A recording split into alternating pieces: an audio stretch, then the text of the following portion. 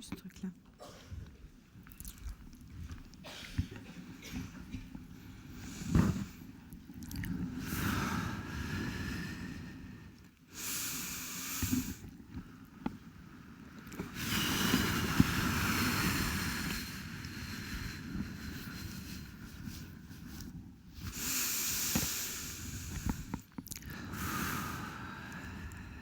Bonjour.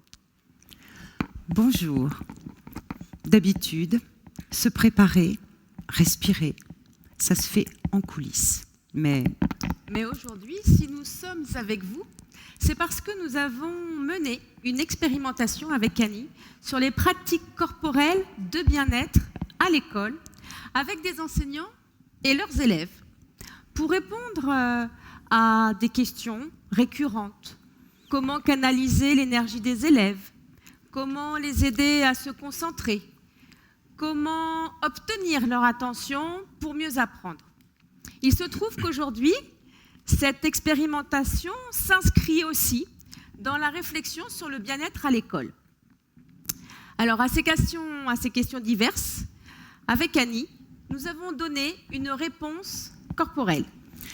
Alors, vous nous direz pourquoi une réponse corporelle? Tout d'abord, nous avons toujours eu un réel besoin de bouger, toutes les deux. Nous avons, par ailleurs, une histoire familiale proche.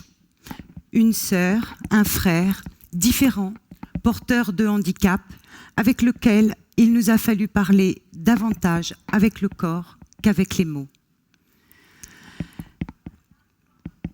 Parce que, professeur, on avait constaté que le corps de nos élèves parle, ils ont toujours besoin de bouger et ils nous envoient des messages corporels, expression souvent d'un mal-être, agitation, crispation, épaules souvent bloquées quand ils sont mal devant un cap à passer, un exercice problème. Pour illustrer ce que tu nous dis, je pourrais évoquer le cas de Guylain. Cet élève, plutôt bon élève, qui, un début d'après-midi, était incapable de déconnecter d'un événement qui était survenu le midi à la cantine. Il avait subi une injustice, il avait été puni à la place d'un autre. Donc je le retrouvais dans une posture très marquée, un dos voûté, des poings serrés, des sourcils froncés face à son exercice. Je lui proposais alors de faire quelques exercices d'étirement, de respiration que nous faisions d'habitude ensemble avec les élèves. Guylain les fit et il se mit au travail comme à son habitude. Donc cela illustre bien ces signes corporels dont nous parlait Annie, mais aussi la capacité du corps à rendre l'élève plus serein, donc plus disponible. Alors, ce que ton exemple nous dit, c'est que le corps et l'esprit ne sont pas séparés. L'individu est un tout interagissant. On n'apprend pas qu'avec le néocortex. D'ailleurs, les neurosciences ont prouvé qu'à l'inverse du stress, le plaisir favorise la mémoire, le raisonnement, bref, le travail. Le bien-être corporel, par exemple par des exercices de relaxation, de concentration, de respiration, nous en sommes convaincus, participent aux apprentissages, à l'estime de soi, à la confiance en soi, au mieux vivre, depuis le plus jeune âge, et nous en sommes convaincus tout au long de la vie. Tout au long de la vie? Oui, j'en suis convaincue parce que un jour, une jeune fille que je connais, en pleine période d'examen, je la vois faire... Je la regarde, je lui dis « Mais Betty, qu'est-ce que tu fais ?» Je m'en étonne. Et elle me dit « Mais en fait, je fais des petits exercices que j'avais appris à l'école avec ma maîtresse de CP. » Je lui dis « Ah bon ?» Elle me dit « Ben oui, il m'en est resté quelques-uns comme ça et je les fais quand je suis tendue, fatiguée, que j'en ai assez d'être assise ou que je suis stressée. » Le cas de Guylain et celui de Betty nous confortent dans l'idée qu'une réponse adaptée peut venir du corps.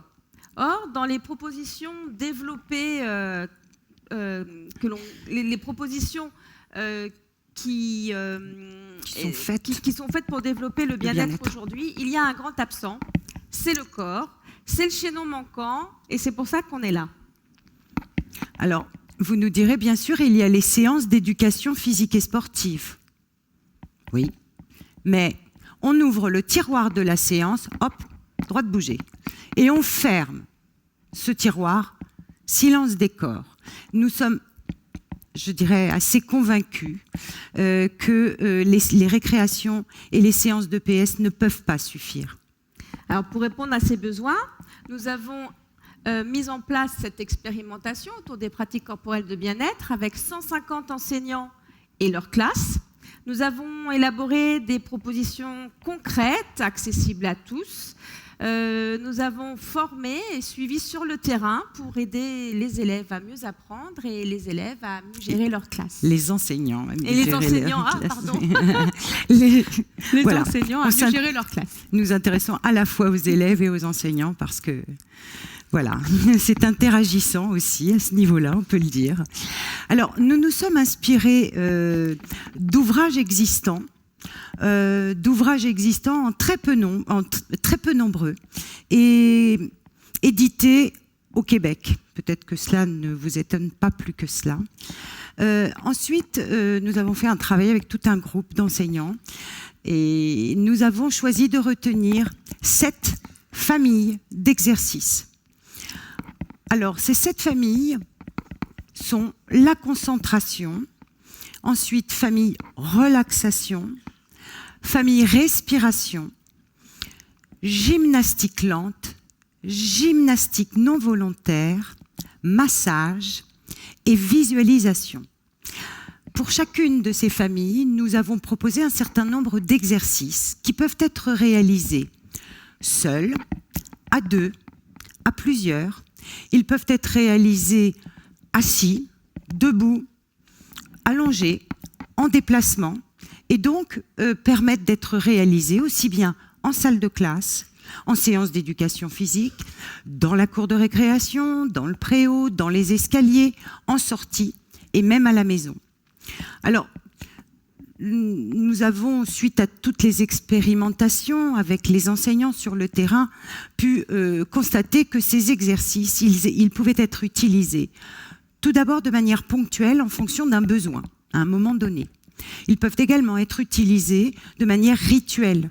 Par exemple, à l'arrivée à l'école, pour se mettre dans un état de disponibilité en début de journée, avant une évaluation, par exemple, ou au retour de la récréation. Et puis, ils peuvent aussi être pratiqués lors de séances d'éducation physique ou de séances en classe, pour acquérir un petit bagage d'exercices. Parce que l'idée, ce serait que chaque élève puisse sortir de l'école avec sa valise à bien-être. Un ensemble de situations qui lui convient à lui. Alors, l'idée n'est pas tant de faire beaucoup, longtemps, mais court, bien, en prenant le temps. Et d'instaurer cela un petit peu comme une hygiène de vie au quotidien.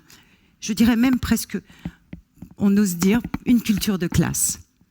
Alors, suite à cette expérimentation, nous avons rencontré un fort engouement, un enthousiasme, et les enseignants nous disaient qu'ils y voyaient des effets significatifs. Nous avons voulu les quantifier et nous avons lancé une enquête auprès de ces 150 enseignants.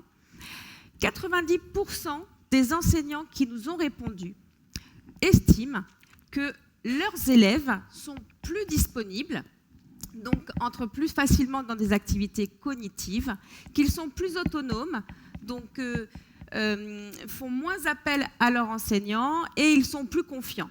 Les apprentissages semblent facilités. Ils nous disent aussi que ces enseignants, qu'ils sont moins tendus, moins débordés et moins fatigués.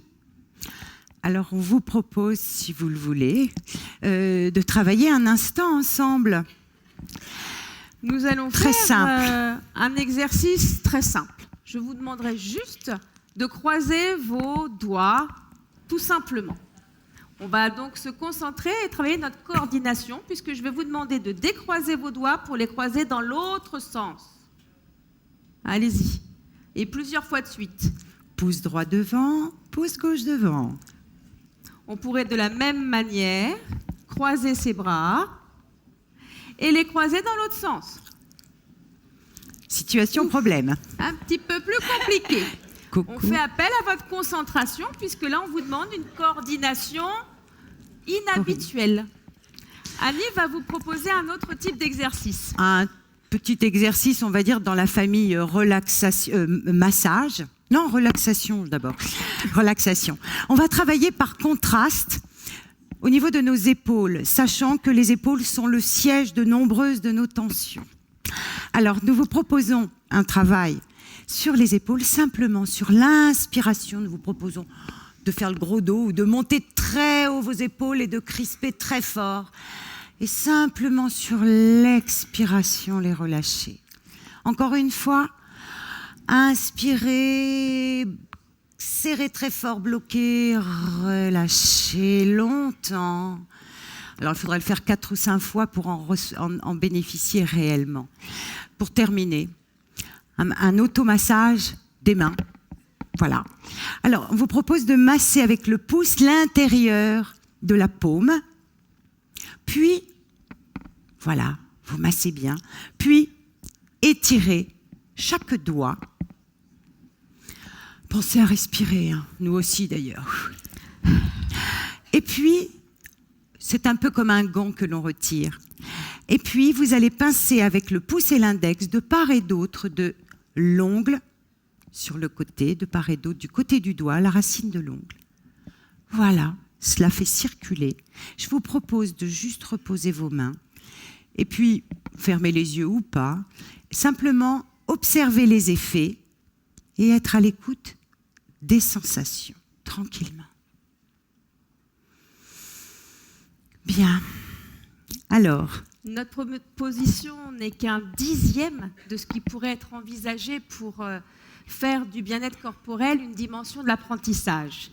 Cela implique de repenser la place du corps à l'école, comme par exemple développer davantage l'expérimentation et la manipulation, ou bien encore penser autrement l'aménagement des espaces. Alors, comme j'ai oublié de vous dire tout à l'heure que ces petits exercices, si vous le souhaitez, pourraient déjà rentrer dans votre valise à bien-être, ce petit bagage que nous espérons que les élèves puissent constituer à l'école. Nous espérons vous avoir donné envie d'accorder un peu plus de place au corps à l'école, tout simplement. Merci de votre écoute.